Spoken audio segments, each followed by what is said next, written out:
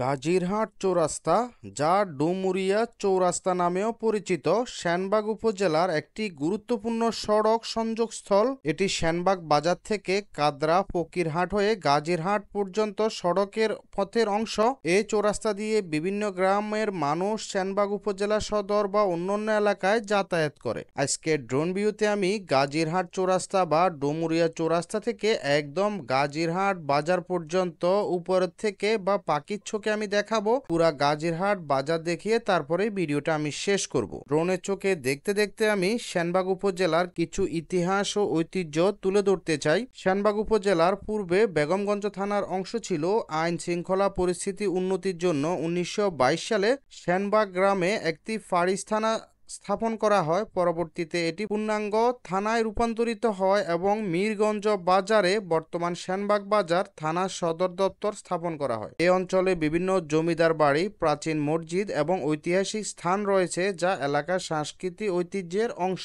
একটু সামনে গেলে গাজীরহাট বাজারটা দেখা যাবে। আমি পুরা বাজারটা দেখাবো, তারপরে ভিডিওটা আমি শেষ করব।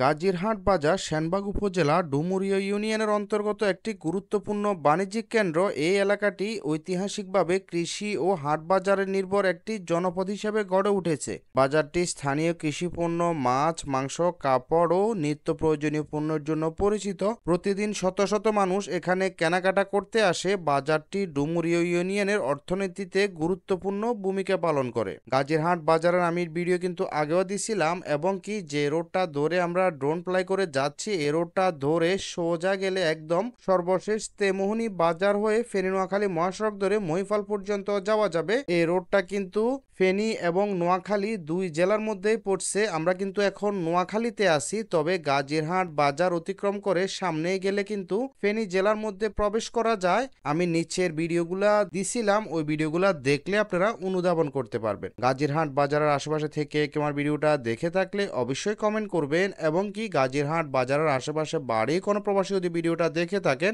অবশ্যই কমেন্টের মাধ্যমে জানাবেন। গাজীরহাট বাজারের আশেপাশে নতুন কোন এরিয়ার ভিডিও দেখতে মন চাইলে অবশ্যই কমেন্টের মাধ্যমে জানাবেন। এমনিতেই ডুমুরিয়া চৌরাস্তা থেকে আমি বক্সগঞ্জ বাজারের দিকে গেছিলাম, এবং কি ডুমুরিয়া চৌরাস্তা থেকে কানকিরহাট চাতারপায়া সোনাইমুড়ির ওদিকে ভিডিও দিছিলাম, এবং কি সেনবাগ বাজার থেকে ডুমুরিয়া চৌরাস্তা পর্যন্ত ভিডিও দিছিলাম। তো ঠিক আছে, আজ এই পর্যন্তই। সবাই সুস্থ থাকবেন, ভালো থাকবেন, ফেনী নোয়াখালীর সাথেই থাকবেন। ভিডিওটি ভালো লাগলে লাইক করবেন, বেশি ভালো লাগলে শেয়ার করবেন।